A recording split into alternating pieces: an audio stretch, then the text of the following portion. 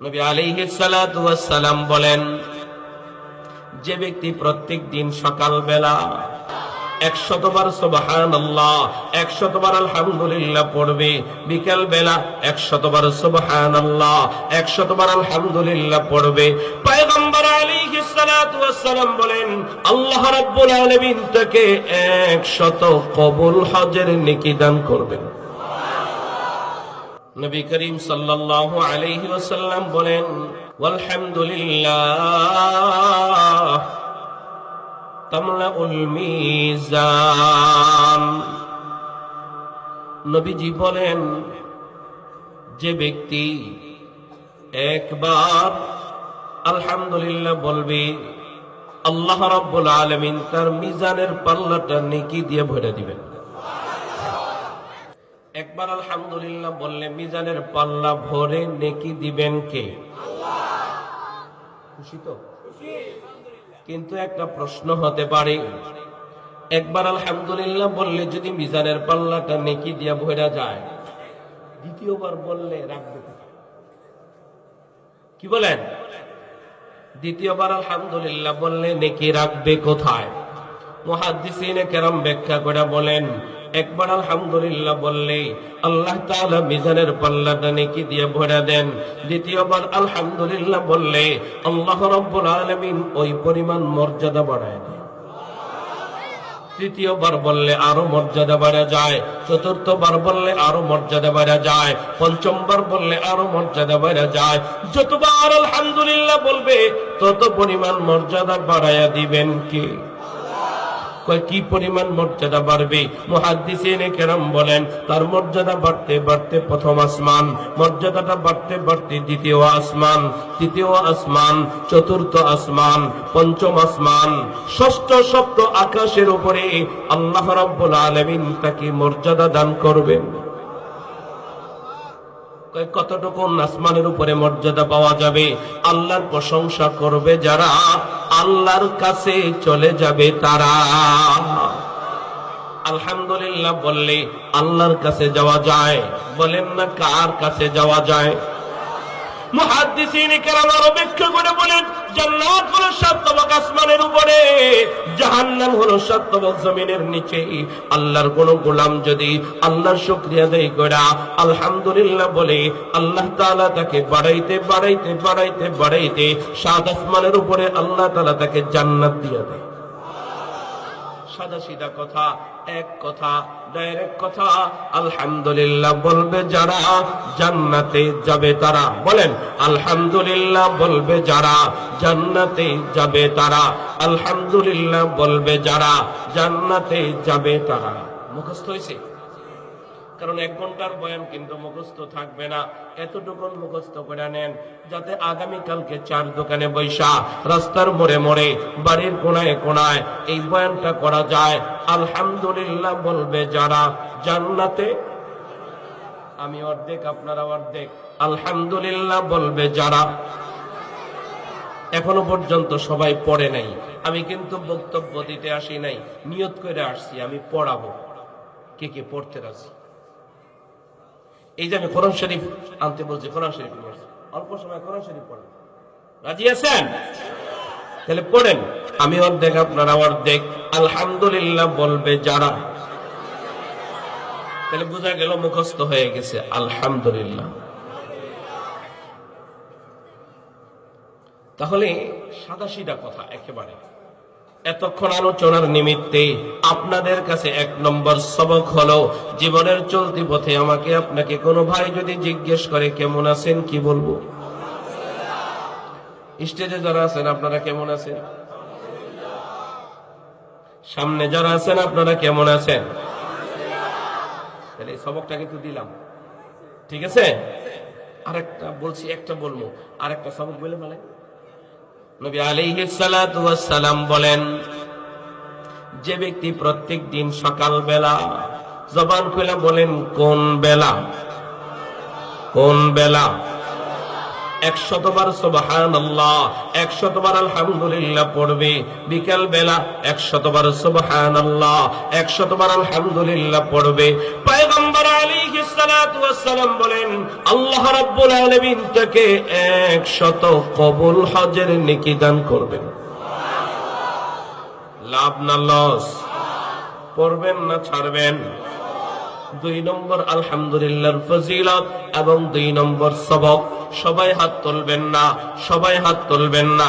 এদিক থেকে 10 জন, এদিক থেকে 10 জন, যারা প্রত্যেক দিন সকালবেলা 100 বার সুবহানাল্লাহ, 100 বার আলহামদুলিল্লাহ, এক বিকেল বেলা 100 বার সুবহানাল্লাহ, 100 বার আলহামদুলিল্লাহ পড়ব, মালিকের কাছ থেকে 100 কবুল হজের নেকি নিব। না না না না না, সবাই না, অল্প কয়জন। জাল ভোটের হাত তুইলেন না, নকল হাত তুইলেন না, যারা যারা দিনের ভোট রাইতে নেন এমন হাত তুইলেন না। বিদেশে মানুষ এসে করে নাই, এই দেশের মানুষ এই করছে, ঠিক কিনা বলেন? তাহলে পাক্কা পড়বেন পড়বেন পড়বেন পড়বেন ইনশাআল্লাহ, আল্লাহ কবুল করেন। আমার দায়িত্ব ছিল বইলা টইলা উঠায় দেওয়া, কবুল করার মালিক কে? আমি সারা রাত বয়ান করলেও যে হেদায়েত হয়ে যাবে এমনটা না। আল্লাহ যদি বুঝ দেয় হবে, আল্লাহ যদি না দেয় হবে। সারা দিন সারা রাত বয়ান করলেও কোনো কাজ হবে না। আল্লাহর কাছে দোয়া করি, আল্লাহ তোমার বান্দাগুলো হাত উঠাইছে, ফিরাইয়া দিও না, ফিরাইয়া দিও না। ও রব্বে কারীম, তোমার বান্দাগুলোকে তোমার প্রশংসা করার তৌফিক দিয়ে দিও। 2টা সবক রাখলাম, আলহামদুলিল্লাহ 2টা ফজিলত বললাম, আর 2টা সবক রেখে আলোচনায় যাচ্ছি। আলহামদুলিল্লাহর ফজিলত বলতে গেলে সারা রাত চলে যাবে। এই যে কোরআনুল কারীম, এই কোরআনুল কারীমের প্রথম সূরা সূরাতুল ফাতিহা, প্রথম আয়াত আলহামদুলিল্লাহি রাব্বিল আলামিন। এই সূরার তাফসীরে মুফাসসিরিন কিরাম একটা হাদিস উল্লেখ করেন, ক্বালা নবী সাল্লাল্লাহু আলাইহি ওয়াসাল্লাম আফদালুদ দুআ আলহামদুলিল্লাহ ওয়া আফদালুয যিকরি লা ইলাহা ইল্লাল্লাহ, লা ইলাহা ইল্লাল্লাহ।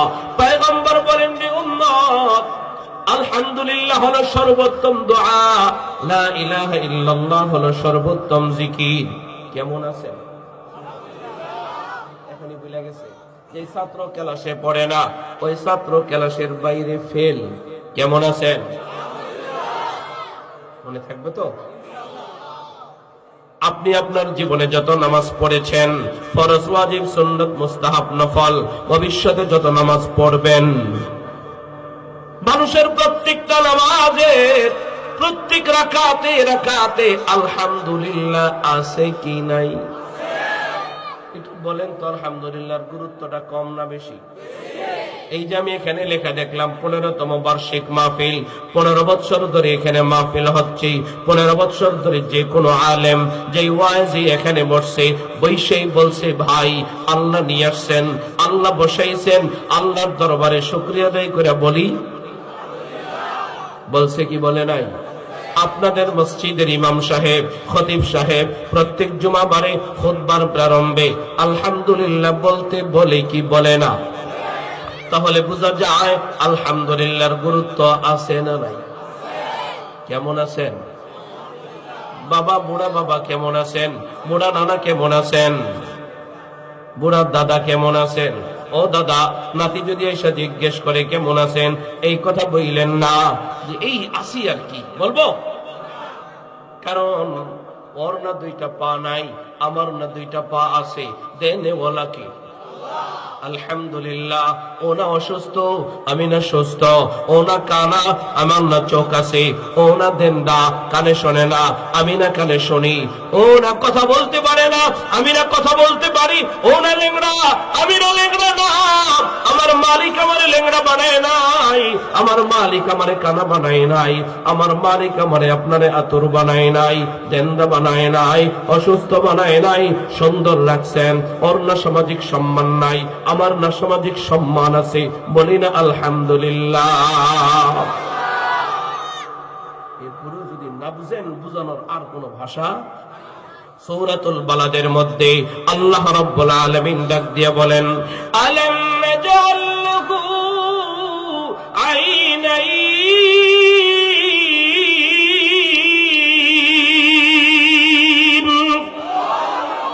আল্লাহ রাব্বুল আলামিন বলেন, রে গোলাম, এই আমি কি তোরে দুইটা চোখ দেই নাই? কে দিছে? জবানটা কইলা, দিলটা কইলা, মোহাব্বত কইরা, মায়া নিয়া, মমতা নিয়া বলেন না, চোখ দুইটা দেনেওয়ালা কি? ওই যে না আল্লাহ না ডাক দিয়া কয়, আল্লাহু আখরাজাকুম মিন বুতুনি উম্মাহাতিকুম লা তা'লামুনা শাইআ ওয়া জা'আলা লাকুমুস সামআ ওয়াল আবসারা ওয়াল আফইদা। ওই আমি না তোরে চোখটা দিছি। কে দিছে? কে দিছে? এটা তোমার মা দেয় নাই, এটা তোমার বাবা দেয় নাই, এটা তোমার নেতা দেয় নাই, এটা বাজারে কিনতে পাওয়া যায় না, এটা রাজধানীতে কিনতে পাওয়া যায় না, এটা সিঙ্গাপুরে কিনতে পাওয়া যায় না। দেনেওয়ালা কি? বারবারে বললেন, আমি আল্লাহ শব্দটা বলানোর জন্য আসছি, আপনার জবানটা দিয়ে যেন আল্লাহ শব্দটা বের হয়, এটাই আমি চাইতেছি। বলেন না, চোখ দিলেন কে? সূরাতুল মুলকের মধ্যে 23 নম্বর আয়াতে আল্লাহ রাব্বুল আলামিন বলেন, কুল হুয়াল্লাযী আনশাআকুম ওয়া জাআলা লাকুমুস সামআ ওয়াল আবসারা ওয়াল আফইদা।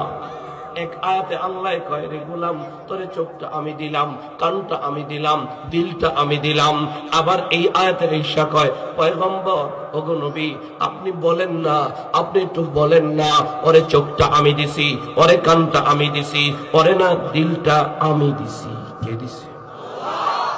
বাবা যেমন তার সন্তানকে ডাক দিয়া কয়, এই যে তোমার কাছে জিনিসটা দিলাম, যাও এটা বাজারে অমুক দোকানে দিয়ে দিবা, এদিক সেদিক যাইবা না। মাঝে মধ্যে বাবা তার সন্তানকে বলে কি বলে না? গুরুত্বপূর্ণ জিনিস তো, এই জন্য বাবা আবার ডাক দিয়া কয়, ওর ছোট চাচা পাশে বসা, এই রফিক, তুই তোর ভাতিজারে বইলা দি, ও যেন এদিক সেদিক না যায়, এটা যেন বাজারে পৌঁছায়। পাশে আবার শ্যালক বসা ছিল, তাই তুমি তোমার ভাগিনারে বইলা দাও, ও যেন এটা সুন্দর করে বাজারে পৌঁছায়া দেয়। আল্লাহ যেন মায়ের ডাক দিয়ে বলে, রে গোলাম, আমি না তোরে চোখটা দিছি, আমি না তোরে কানটা দিছি, আমি না তোরে দিলটা দিছি। এবার নবীকে ডাক দিয়ে বলে, পয়গম্বর, আপনি ওরে বলে দেন, ওরে চোখটা আমি দিছি, ওরে কানটা আমি দিছি, ওরে দিলটা আমি দিছি, এটা অন্য কেউ দেয় নাই, আমি দিছি, আমি দিছি, আমি দিছি।